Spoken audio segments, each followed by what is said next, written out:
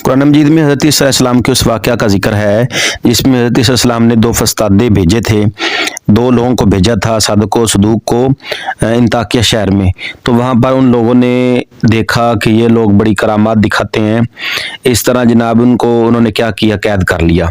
अब इनको छुड़वाने के लिए हज़रत ईसा अलैहिस्सलाम ने एक और आदमी शमऊन को भेजा।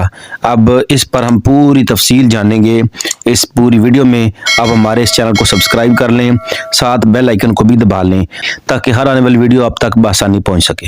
आयत नंबर 37 अल्लाह ताला ने इरशाद फरमाया, तर्जमा, और इनसे निशानियां बयान करो इस शहर वालों की जब इनके पास फरिश्ते आए, जब हमने उनकी तरफ दो भेजे, फिर उन्होंने इनको झुठलाया तो हमने तीसरे से जोर दिया। अब इन सब ने कहा कि बेशक हम तुम्हारी तरफ भेजे गए हैं। नाज़रीन कराम, ज़रा इस वाक़े की तफसील पढ़ लें जिस वाक़े का बयान आयत मज़कूरा में जिक्र हुआ है। तफसील इसकी ये है कि हज़रत ईसा अलैहिस्सलाम ने अपने दो हवारियों सादक व सदूक को अंताकिया भेजा ताकि वहाँ के लोगों को जो बुत परस्त थे दीन हक की दावत दें। जब ये दोनों शहर के करीब पहुँचे तो उन्होंने एक बूढ़े शख्स को देखा कि बकरियाँ चरा रहा है। उस शख्स का नाम हबीब नजार था। उसने इसका हाल दरियाफ्त किया। इन दोनों ने कहा कि हम हज़रत ईसा अलैहिस्सलाम के भेजे हुए हैं, तुम्हें दीन हक की दावत देने आए हैं कि बुत परस्ती छोड़कर खुदा परस्ती इख्तियार करो। जब नजार ने निशानी दरियाफ्त की, उन्होंने कहा कि निशानी ये है कि हम बीमारों को अच्छा करते हैं, अंधों को बिना करते हैं, बरस वालों का मर्ज दूर कर देते हैं।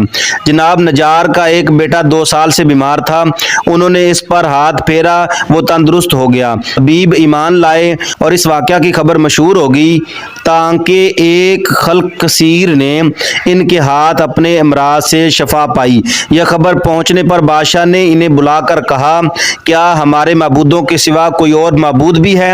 इन दोनों ने कहा, हाँ, वही जिसने तुझे और तेरे माबूदों को पैदा किया। फिर लोग इनके दर पे हुए और इन्हें मारा और ये दोनों कैद कर लिए गए। फिर हज़रत ईसा अलैहिस्सलाम ने शमऊन को भेजा। वो अजनबी बनकर शहर में दाखिल हुए और बादशाह के मुसाहिबीन व मुकर्रबीन से रस्म राह पैदा करके बादशाह तक पहुँचे और इस पर इतना असर पैदा कर लिया। जब देखा कि बादशाह इनसे खूब मानूस हो गया है तो एक रोज़ बादशाह से जिक्र किया कि 2 आदमी जो कैद किए गए हैं, क्या उनकी बात सुनी गई थी? वो क्या कहते थे? बादशाह ने कहा, नहीं, जब उन्होंने नए दीन का नाम लिया फौरन ही मुझे गुस्सा आ गया। शमून ने कहा, अगर बादशाह की राय हो तो इन्हें बुलाया जाए, देखें इनके पास क्या है। चनाचा वो दोनों बुलाए गए। शमून ने इनसे दरियाफ्त किया, तुम्हें किसने भेजा है? उन्होंने कहा, उस अल्लाह ने जिसने हर चीज़ को पैदा किया और हर जानदार को रोज़ी दी और जिसका कोई शरीक नहीं। शमून ने कहा कि इसकी मुख्तसर सिफ्त बयान करो। उन्होंने कहा कि वो जो चाहता है करता है, जो चाहता है हुक्म देता है। शमून ने कहा, तुम्हारी निशानी क्या है? उन्होंने कहा, जो बादशाह चाहे। तो बादशाह ने एक अंधे लड़के को बुलाया, उन्होंने दुआ की, वो फौरन बीना हो गया। शमून ने बादशाह से कहा, अब मुनासिब ये है कि तू अपने माबूदों से कह कि वो भी ऐसा ही करके दिखाएं ताकि तेरी और इनकी इज्जत ज़ाहिर हो। बादशाह ने शमून से कहा, तुमसे कुछ छुपाने की बात नहीं है, हमारा माबूद ना देखे ना सुने ना कुछ बिगाड़ सके ना बना सके। फिर बादशाह ने इन दोनों हवारियों से कहा, अगर तुम्हारे माबूद को मुर्दे की जिंदा कर देने की कुदरत हो तो हम उस पर ईमान ले आएं। उन्होंने कहा, हमारा माबूद हर शय पर कादर है। बादशाह ने एक दहकान के लड़के को मंगाया जिसको मरे हुए 7 दिन हो गए थे और जिस्म खराब हो चुका था, बदबू फैल रही थी। उनकी दुआ से अल्लाह ताला ने उसको जिंदा किया और उठकर खड़ा हुआ और कहने लगा कि मैं मुशरिक मरा था, मुझको जहन्नम के साथ 7 वादियों में दाखिल किया गया। मैं तुम्हें आगाह करता हूँ कि जिस दीन पर तुम हो बहुत नुकसानदेह है। ईमान लाओ। और कहने लगा कि आसमान के दरवाजे खुले और एक हुसीन जवान मुझे नजर आया जो इन तीनों शख्सों की सिफारिश करता है। بادشاہ نے کہا کون ہے؟ اس نے کہا ایک شمعون اور دو یہ بادشاہ کو تعجب ہوا۔